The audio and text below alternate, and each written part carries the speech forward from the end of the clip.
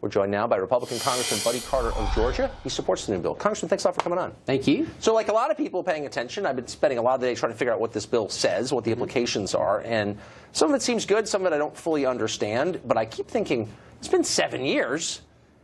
Is this the best that Congress can produce after all those years of promising to replace Obamacare with something better? Well, first of all, let's keep in mind that this is the first step. There are other steps that we have to go through. This is what we're doing in reconciliation.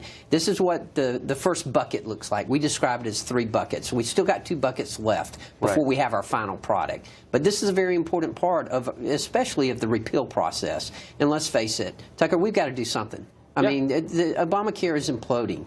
This is something that responsible people and members of Congress, we understand that we've got to rescue health care, and that's what we're trying to do. I think most people agree with you, and that's why Republicans control both houses of the both chambers, and that's why they control the majority of governorships and state legislatures and the White House, in part because they've told their voters, look, this is a disaster, Obamacare. It's never gotten majority support. We're going to give you something better. And so the question remains, why is it a multi-step process? Why does it seem so disorganized? Why wasn't it ready to go a month and a half ago? Well, it has been ready. If you remember, we rolled out our Better Way plan, and in that we gave the major ideas of what we wanted to do. We want to have more accessible, more affordable, patient-centered health care. Listen, I'm the only pharmacist currently serving in Congress. I was a health care professional in my professional life, and I know how personal health care is. I know how important it is to people, and it's important that we have competition and choices in health care. Right now, we don't have that with Obamacare. You know, just this weekend in Tennessee, we found out that we're going to have 16 counties don't have any choice whatsoever. We've got... And that's clearly bad. I mean, I don't think it answers the question after 7 years why it's not fully ready to go. But let's get to the specifics here. So the individual mandate is very unpopular. Polling has showed that consistently over all these years. This is Rand Paul, Senator Paul of Kentucky's assessment of your bill. He said it keeps the individual mandate but makes you pay insurance companies, not the government.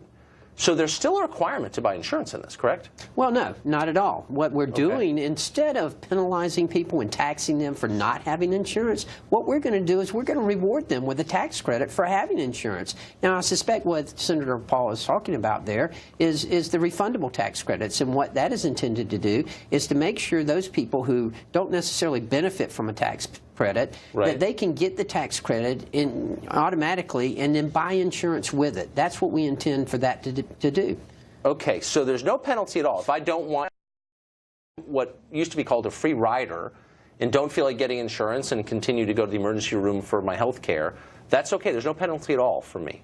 Well, there's not a penalty, but what we're going to do, again... There's no extra cost for me. Well, no, except that you don't have insurance. And you know, what we're trying to do, we're not trying to be punitive here. What we're trying to do is reward and to empower people. That's the key. Right. Of course, I get all that. But here's the central problem that Obamacare tried to tackle. I think it did a bad job, but it's still a problem, which is that the older segment of the population, which is also the richest, by the way, consumes the overwhelming majority of health care dollars.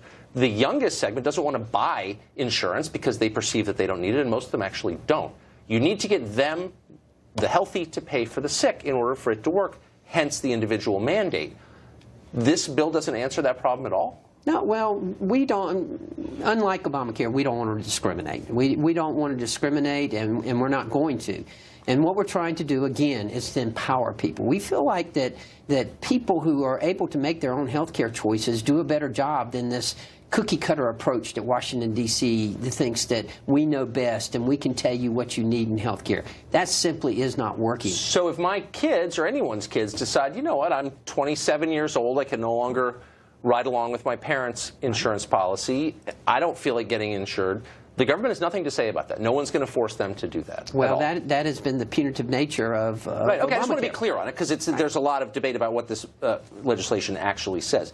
So the ban on insurance companies discriminating against those with pre-existing conditions stands, as does the ban on lifetime limits that insurance companies posed on patients.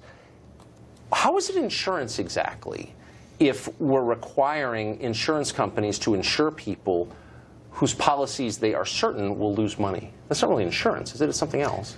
No, and listen, the insurance company be a big part of this. Of course. We've got to see what products they're going to come out with, and those products are going to be important into what the market will bear and what the market needs, and I'm sure that's what they will come out with.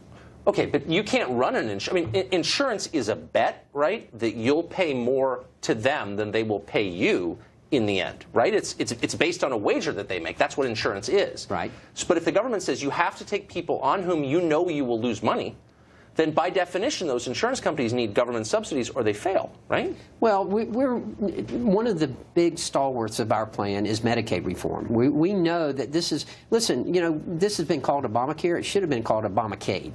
Out of the 3/4 of the people who have been added to the insurance rolls have been added to Medicaid through Medicaid expansion. Right. Medicaid was never intended to be for able-bodied adults. It was always intended to be a safety net for those who need it the most, for the aged, the blind, the disabled, the children who need it the most. But instead, it's turned out to be through Obamacare as for able-bodied adults. We've got to address that. We've got to get Medicaid back. And we've got to pass the responsibility and partner with the states. They can do a much more efficient, much more effective job than we can do. Well, maybe. I mean, they're pretty good at fleecing the federal government, I noticed. But if you talk to any governor, anybody involved in Medicaid in the states, and they're honest with you, they'll say that non-citizens account for a big proportion, in some states, a big proportion of their spending on Medicaid. It's not a small thing at all. It's not just like some right-wing hobby horse. It's a real thing. What does this legislation do to prevent people who aren't here legally, who are not citizens, from taking advantage of the largesse of the government? Well, again, what this legislation does, those people won't be getting tax credits.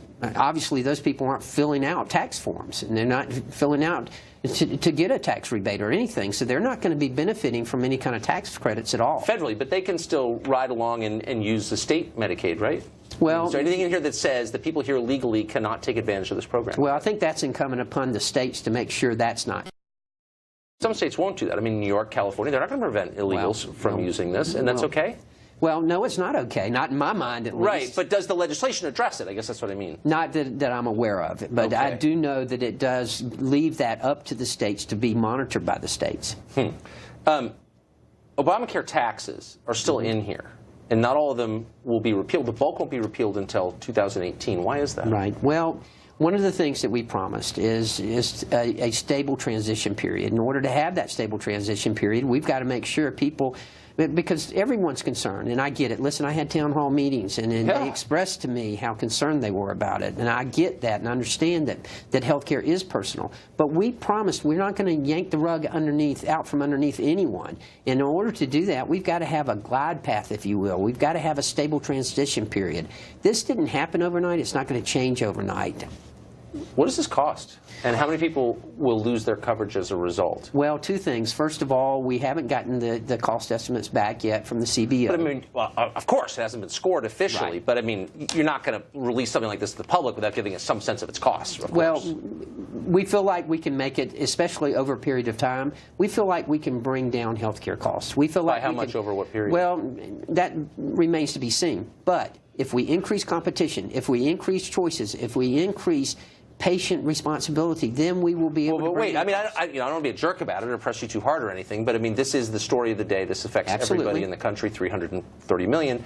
And so you got to give us some sense of what it's going to cost, where the money's going to come from, who's going to lose coverage. I mean, you're rolling it out today. What's the answer? Right. Well, the answer is that we're going to create a market that in healthcare that's going to be much more competitive. It's going to have more choices. It's going to be patient-centered.